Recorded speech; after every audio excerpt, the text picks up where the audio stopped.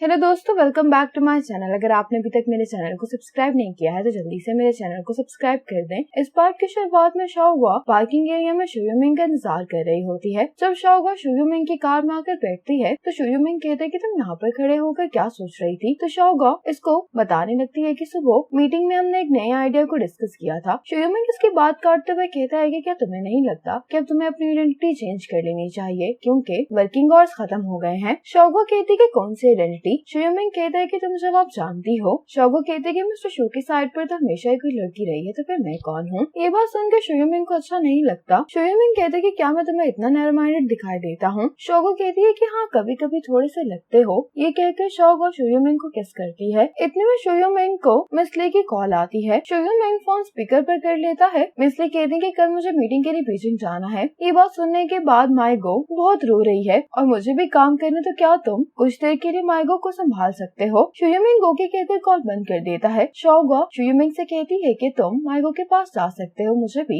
अभी काम करना है। अब शाओगुआ जब ऑफिस में काम कर रही होती है तो शुयूमिंग इसके लिए खाना भेजता है। शाओगुआ शुयूमिंग को थैंक्स का मैसेज करती है। इतने में यहाँ पर मिस ली आ जाती है और कहने लगती है कि जब तुम माइगो से बात करती है तो मुझे बुरा नहीं लगता, इसीलिए जब माइगो तुम्हारे साथ तुम्हारी डेट पर जाएगी तो तुम्हें भी बुरा नहीं लगेगा। शाओगुआ कहती है कि तुम जानती थी कि हम दोनों डेट पर जा रहे हैं, इसलिए तुमने ये सब कुछ जानबूझकर किया है। मिस ली कहती है कि बीजिंग वाली मीटिंग लास्ट मिनट पर कैंसिल हो गई, ये सिर्फ एक कोइंसिडेंस था। शाओगुआ कहती है कि शायद आप माइंड नहीं करते लेकिन मैं करती हूँ। मिस ली कहती है कि क्या तुम एक 6 साल की बच्ची से परेशान होती हो। शाओगुआ कहती है कि क्या आपने कभी उसकी फीलिंग्स के बारे में भी सोचा है। आप सिर्फ अपने बारे में सोचती हैं और उन दोनों को स्पेस देना मेरा काम है। वक्त आने पर उसको मेरे बारे में भी मालूम हो जाएगा। मैं चाहती हूँ कि माइगो को मेरे बारे में नेचुरली मालूम हो ताकि वो मुझे एक्सेप्ट कर सके। मिस ली कहती है कि तुमने तो काफी दूर का सोच लिया है, लेकिन क्या तुमने कभी शुयूमिंग से पूछा है कि उसने तुम्हें अपने फ्यूचर प्लान में इंक्लूड किया भी है या नहीं। ये कहकर मिस ली चली जाती हैं और शाओगुआ को मिस ली की ये बात डिस्टर्ब कर देती है। इसके बाद शाओगुआ शुयूमिंग के साथ डिनर करने के लिए आती है। यहाँ पर शुयूमिंग की एक बिजनेस रिलेटेड पर्सन से मुलाकात हो जाती है। मिस्टर शाओ शुयूमिंग से अपनी गर्लफ्रेंड को इंट्रोड्यूस करवाता है, लेकिन शाओगुआ को बहुत बुरा लगता है कि शुयूमिंग ने इसे इंट्रोड्यूस नहीं करवाया। इनके जाने के बाद शाओगुआ शुयूमिंग से कहती है कि मैं जानती हूँ कि ऑफिस में हमें प्रोफेशनली काम करना चाहिए, लेकिन ऑफिस के बाहर तो हम नॉर्मल लोगों की तरह डेट कर सकते हैं ना। शुयूमिंग शाओगुआ से कहता है कि अभी मैं तुम्हें एक सेटिस्फैक्टरी आंसर नहीं दे सकता। हमारा रिलेशनशिप बहुत मुश्किल से इस स्टेज पे पहुंचा है, इसलिए मैं इसको प्रोटेक्ट करना चाहता हूँ। शाओगुआ कहती है कि मैं समझती हूँ। आज शाओगुआ जब ऑफिस के बाद शुयूमिंग से मिलती है तो शुयूमिंग शाओगुआ को कहता है कि तुम परेशान दिखाई दे रही हो। शाओगुआ कहती है कि मेरी मॉम मुझसे मिलने के लिए शंघाई आ रही है, मैं काफी टाइम बाद उनसे मिलने वाली, तो मुझे समझ नहीं आ रही कि मैं उनसे क्या बात करूंगी। शुयूमिंग कहता है कि सबसे मैं तुम्हें जानता हूँ, तब से लेकर अब तक मैं पहली बार तुम्हारी मॉम के यहाँ पर आने की बात सुन रहा हूँ। उन्होंने जरूर तुम्हें बहुत मिस किया होगा। शाओगुआ हाँ में सर हिला देती है। अब शाओगुआ शुयूमिंग के साथ ही रेस्टोरेंट आती है। मॉम शाओगुआ को विंडो से शुयूमिंग के साथ देख लेती है। जाने से पहले शुयूमिंग शाओगुआ को हक करते हुए कहता है कि तुम्हें अपना मूड ठीक कर लेना चाहिए। अब शाओगुआ अपनी मॉम के साथ लंच करने के लिए आ जाती है। मॉम कहती है कि मुझे ये देखकर बहुत खुशी हो रही है कि तुम यहाँ पर काफी अच्छे से रह रही हो। शाओगुआ अपनी मॉम को खाना खाने के लिए कहती है। मॉम कहती है कि क्या तुम्हारा कोई बॉयफ्रेंड है। शाओगुआ कहती है कि नहीं। मॉम कहती है कि फिर वो आदमी कौन था जो तुम्हें यहाँ पर भी छोड़ कर गया है, क्या वो जानता था कि तुम मुझसे मिलने के लिए आने वाली हो। शाओगुआ कहती है कि हाँ। मॉम कहती है कि फिर तुम उसको अपने साथ क्यों नहीं लेकर आई। शाओगुआ कहती है कि वो आपको जानता नहीं है। शुयूमिंग के बारे में कुछ सवाल करने के बाद मॉम कहती है कि तुम्हें जल्दी से फिर उससे शादी कर लेनी चाहिए, लेकिन मेरी एक रिक्वेस्ट है कि शंघाई में शादी करने के बाद तुम्हें एक वेडिंग सेरेमनी नेशन में भी ऑर्गेनाइज करनी होगी। शाओगुआ कहती है कि इन सब चीजों के बारे में भी बात करना बहुत जल्दी है। मॉम कहती है कि अगर तुम्हें लगता है कि तुम दोनों एक दूसरे के लिए ठीक हो तो फिर इंतजार करने की क्या जरूरत है। शाओगुआ कहती है लेकिन अभी मैं अपने करियर पे फोकस करना चाहती हूँ। शाओगुआ जब घर पर आती है तो शुयूमिंग माइगो की टेक केयर कर रहा होता है। शाओगुआ को देखकर शुयूमिंग मिस लू से कहता है कि आप माइगो को अंदर ले जाएं। शुयूमिंग शाओगुआ को बताने लगता है कि जरूरी मीटिंग की वजह से मिस ली घर पर नहीं थी, इसलिए उसने मुझे माइगो की टेक केयर करने के लिए कहा था। शाओगुआ कहती है कि माइगो की टेक केयर करना तुम्हारी भी रिस्पॉन्सिबिलिटी है, लेकिन जब भी मिस ली बिजी हुआ करेंगे तो हमेशा ही तुम माइगो की टेक केयर किया करोगे। और मेरी मॉम आज शंघाई मुझसे मिलने के लिए आई थी, लेकिन तुमने एक बार भी मेरी मॉम से मिलने के बारे में नहीं कहा। शुयूमिंग कहते हैं कि अगर मैं बगैर प्रिपरेशन के तुम्हारी मॉम से मिल लेता तो वो मेरे बारे में क्या सोचती। और जहाँ तक बात रही मिस्टर शॉ की, जिनसे हमारी मुलाकात डिनर पर हुई थी, वो तो सिर्फ मेरे एक बिजनेस को लेकर, मैं उसको अपनी पर्सनल लाइफ के बारे में क्यों बताऊं। और जहाँ तक बात रही मिस ली की, तो मुझे इस बात की परवाह नहीं है कि वो क्या सोचती है। मुझे सिर्फ एक बात मालूम है कि मेरी एक ही गर्लफ्रेंड है, वो तुम हो।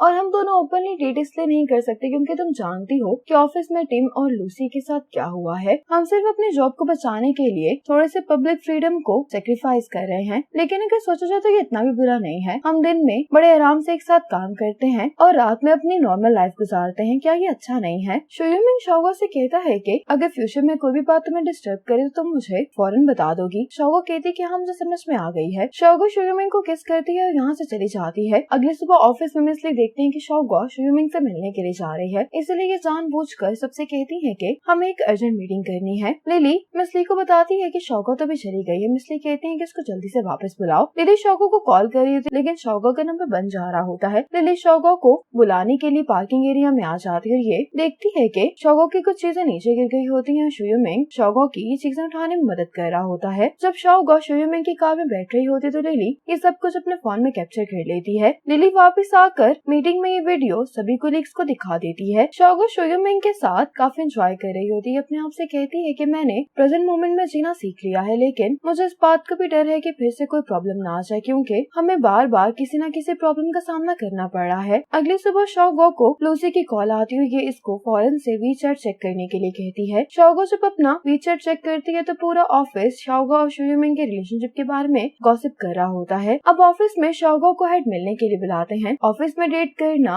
रूल्स के खिलाफ होता है, इसलिए शाओगो रिजाइन कर देती है। मिस्टर लू कहते हैं कि 1 घंटा पहले शोयुमिंग ने भी अपना रेजिग्नेशन लेटर मुझे सबमिट करवाया है। ये सुनकर शाओगो बहुत ज्यादा हैरान होती है। मिस्टर लू कहते हैं कि वो जानता था कि तुम रिजाइन करोगी, इसलिए वो मुझसे बात करने के लिए आया, क्योंकि वो चाहता है कि तुम यहीं पर रहकर काम करो। शाओगो कहती है कि वो कंपनी का जनरल मैनेजर है, उसे कंपनी नहीं छोड़नी चाहिए। मिस्टर लू कहते हैं कि उसने ये सब कुछ सिर्फ तुम्हें प्रोटेक्ट करने के लिए किया है। शाओगो की लिशन वाली लाइफ दिखाई जाती है। आज शाओगो की तबीयत ठीक नहीं होती। यूजियान शाओगो की टेक केयर कर रहा होता है। इतने में ही यूजियान को उसकी मॉम के चीखने की आवाज सुनाई देती है। जब यूजियान जाकर देखता है तो यान ने खुदकुशी करने की कोशिश की होती है। शाओगो की भी तबीयत खराब हो रही होती है। ये यूजियान को आवाज देती है, लेकिन यूजियान को इसकी आवाज सुनाई नहीं देती और यूजियान जल्दी से अपने मॉम के साथ यान को हॉस्पिटल लेकर चला जाता है। शाओगो की तबीयत भी काफी खराब हो गई होती है। ये एम्बुलेंस को जल्दी से कॉल करती है और खुद ही हॉस्पिटल आ जाती है। दूसरी तरफ शंघाई में शाओगो शोयुमिंग के पास आकर इसे पूछती है कि तुमने रिजाइन कर दिया, लेकिन तुमने मुझे नहीं बताया। अब शोयुमिंग शाओगो को अपना बनाया हुआ खाना टेस्ट करवाता है। शाओगो कहती कि बहुत मजे का है। शाओगो शोयुमिंग से कहती है कि तुम्हें ये स्पाइसी खाना खाने की कोई जरूरत नहीं है, वरना तुम्हें एलर्जी हो जाएगी। ये सुनकर शोयुमिंग अपनी एलर्जी की मेडिसिन टेबल पर रख देता है। ये देखकर शाओगो बहुत हैरान होती है। आज शाओगो जब लंच के लिए कैफेटेरिया में आती है तो सभी लोग शाओगो को देखकर बातें कर रहे होते हैं। इतने में यहाँ पर शोयुमिंग आता है। सभी लोग मिस्टर शू कहकर इसको हेलो बोल रहे होते हैं। तो शोयुमिंग कहता है कि अब मैं जनरल मैनेजर नहीं हूँ, तो तुम सब लोगों को मुझे मिस्टर शू कहने की जरूरत नहीं है। मैं यहाँ पर सिर्फ अपनी गर्लफ्रेंड से मिलने के लिए आया हूँ। ये कहकर शोयुमिंग शाओगो के पास आकर बैठ जाता है। शाओगो कहती है कि तुम क्या कर रहे हो? शोयुमिंग कहता है कि मैं तुम्हें तुम्हारा डिजर्ट डिलीवर करने के लिए आया हूँ। अब शोयुमिंग शाओगो को खाना भी खिला रहा होता है। ये देखकर सभी लोग काफी हैरान होते हैं। अब मिस ली माइको के साथ यहाँ से जा रही होती है। शोयुमिंग माइको से कहता है कि मैं तुम्हें बहुत मिस करूंगा। शोयुमिंग मिस ली से कहता है कि मैं माइको से मिलने के लिए क्रिसमस पर आऊंगा। मिस ली कहती है कि मुझे लगता है कि हम दोनों की मुलाकात सही टाइम पर नहीं हुई। शोयुमिंग कहता है कि मुझे यकीन है कि वक्त के साथ तुम्हें भी कोई राइट पर्सन मिल जाएगा। मिस ली शोयुमिंग को बाय करके यहाँ से चली जाती है।